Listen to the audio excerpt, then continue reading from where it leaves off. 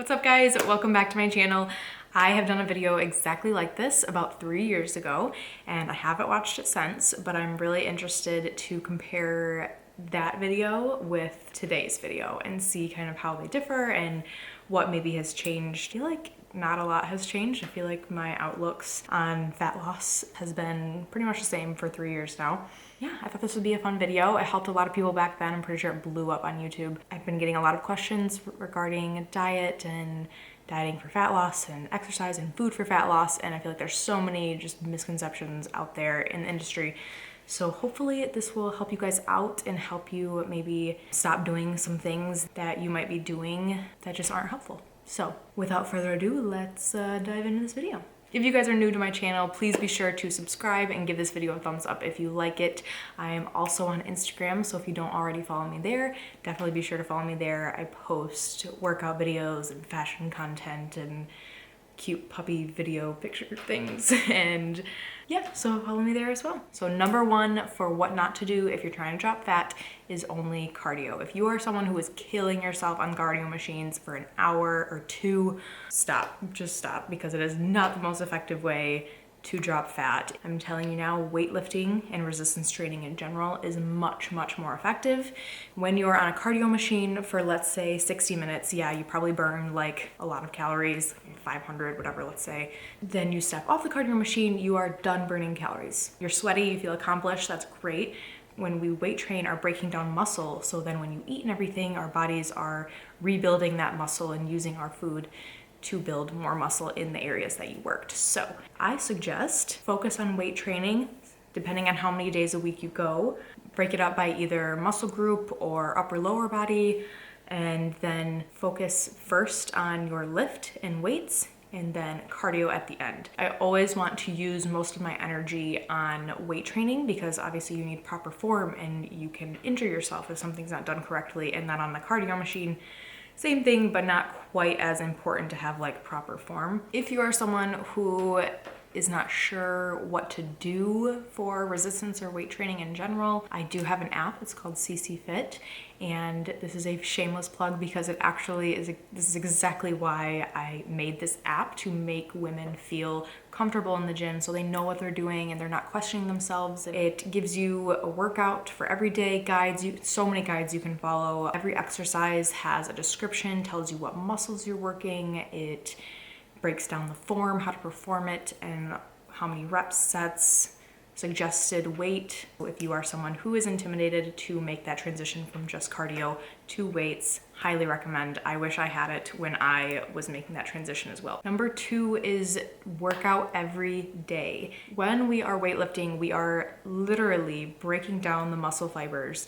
If you're working out every single day, you're breaking those down every single day, and then you're never getting a chance to rebuild. So I personally take about at least 2 rest days a week. Some people prefer to just take one and have one like active rest day that they do like yoga or something like that, which is awesome. Obviously, yoga is such a great thing to incorporate with weight training. If you are someone who is working out every single day of the week and you're not seeing results, maybe try taking a day or 2 off per week to let your body rest and rebuild, and maybe you will start seeing some changes. Number 3 is fat burning pills and detox teas, the biggest scams on the market. Throw them away.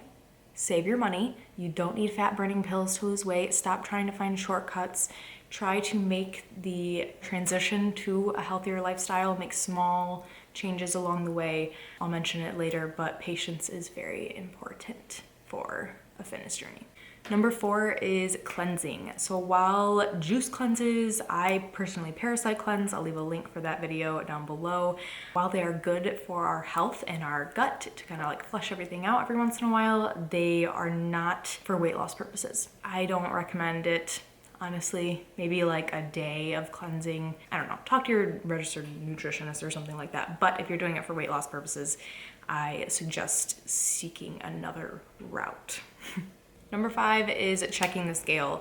And I know it can be really hard not to do this because you've probably done it for so long and that's the only way you've ever measured your progress before, but weighing yourself is literally not accurate at all, especially if you're weight training, because you're building muscle. So while you're dropping fat, you're also building muscle. So then the scale levels out and you think you're making absolutely no progress, and then you quit and give up and you're done. That is the saddest thing to me, because you are making progress and the scale is just not an accurate way to tell you that you're making progress. So I recommend ditching the scale and taking progress pictures.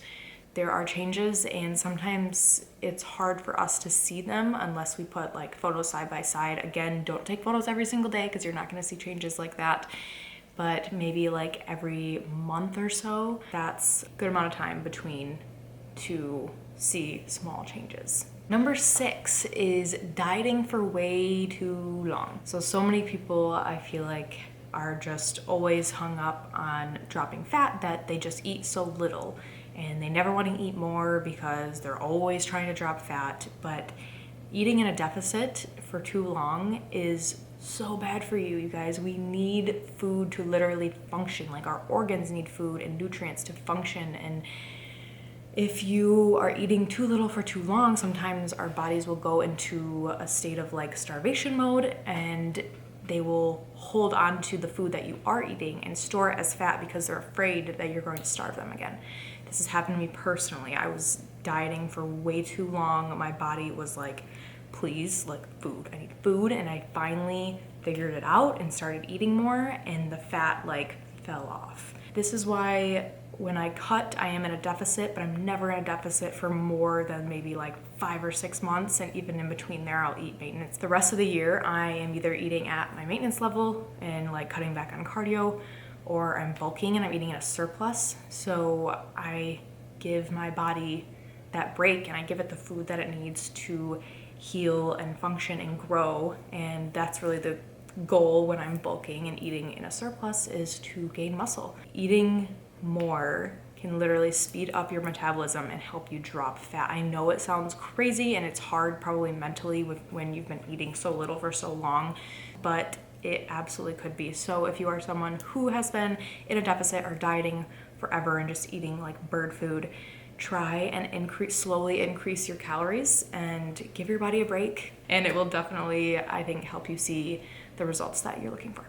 Number 7 is cutting out entire food groups. It really isn't, in the long haul, the best way to drop fat, because once you do introduce those foods into your diet again, you've probably been craving them for a while, and then you go crazy and eat them all. It's just not a good balance. So I recommend just practicing moderation, enjoy everything, and just don't worry about cutting out certain foods that you think are bad. Number 7 is neglecting protein when you're lifting. This is a really easy one to just not think about or even know about. But when you are lifting, you are obviously trying to build muscle, and we need protein to build muscle. And while I don't think we need quite as much protein as I used to think we needed, it is definitely still something I prioritize every meal and like snack of the day, and I think about. So whenever I eat out or something, if I'm eating like a carb heavy pasta meal or something, I'll ask for like double chicken or double protein, whatever protein source, tofu, just so you can get some extra protein to balance out that carb heavy meal. Number 9 is overthinking your diet. So many people are like, what foods do I eat to get lean? And it's not really like that. You have to eat, obviously, in a deficit to drop fat, a surplus to gain muscle. Fish isn't gonna make you lean as opposed to like beef or chicken making you bulky. That's just not how it is. So it's, all the foods are broken down into either micronutrients, macronutrients, your proteins, carbs, like all those. So stop getting in your head and try to enjoy the foods that you love. And again, prioritize protein. Make them flavorful, so eating healthy can be tasty and fun, and you don't get bored. And number 10 on my list of what not to do when you're trying to lose weight kind of ties into number 9, and that is to lose patience. I know to stick with something when it is different from how you normally eat or live or exercise, so I get it. Maybe try taking one step at a time, introducing new things every once in a while, and not cutting out other habits or pleasures cold turkey, and just, yeah, making small steps to transition to a healthier lifestyle and finding things like, for example, tasty food. Health has so much more to do with just our bodies. Our mental health is so important. Keeping yourself happy along the way is very important and makes the journey so much more enjoyable. I highly recommend finding what you love, how you love to exercise, and what you look like, and more on how you feel and how these healthy changes are making you feel day to day. So I hope this video was helpful, you guys. I really appreciate you watching. And again, be sure to subscribe and like this video if you liked it. And I will see you next Wednesday. Bye.